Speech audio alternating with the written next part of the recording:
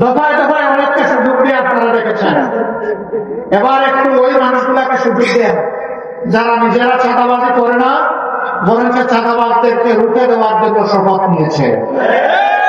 ওই মানুষগুলোকে আপনারা এবার সমর্থন দিয়ে সংসদে পাঠান, সরকার গঠনের সুযোগ দিন, যারা নিজেরা দুর্নীতি করবে না এবং কোন দুর্নীতি সহ্য করবে না।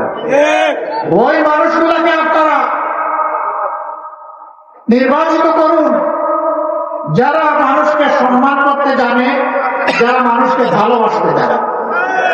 ওই মানুষগুলোকে আপনারা এবার নির্বাচিত করুন, যাদের হাতে দেশ আসলে বিদেশে বন্ধু খুঁজবে কিন্তু কোন প্রভু মানবে না। ওই মানুষগুলোকে আপনারা নির্বাচিত করেন, আর কোন ধর্মের ধর্মগুলোকে, কোন আলিমুলামাকে, আর কোন শৈল শাসকের হাতে নির্যাতিত হতে হবে। ওই মানুষগুলোকে আপনারা নির্বাচিত করুন, যারা ধর্মের বর্ণের বিভাজন সৃষ্টি করে মানুষের সমাজে মানুষকে বিভক্ত করে মুখোমুখি করে ফেলে, তাদের বাইরে এসে একটা ঐক্যের সমাজ, সংহতির সমাজ, ভালোবাসার সমাজ, সবাইকে নিয়ে বাংলাদেশকে একটা ফুলের বাগানে পরিণত করার সমাজ যারা গড়ার শপথ নিয়েছে, সেই দলকে আপনারা সমর্থন করুন।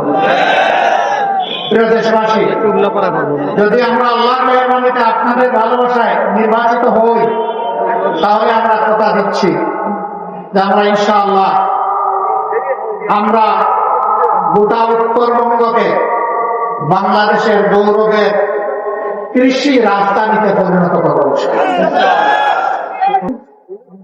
এখানে যেখানে এয়ারপোর্ট বা এয়ারপোর্ট হলে উত্তরবঙ্গ সৈয়দপুর এয়ারপোর্টকে আন্তর্জাতিক মানে ইনশাআল্লাহ উন্নীত করা হবে, যাতে শিল্পের বিকাশ, এগ্রো বেসড ইন্ডাস্ট্রি, কৃষিভিত্তিক শিল্পের বিকাশ এবং তার পণ্য, উৎপাদিত পণ্য সারা দেশে এবং বিশ্বে ছড়ায় পড়ে।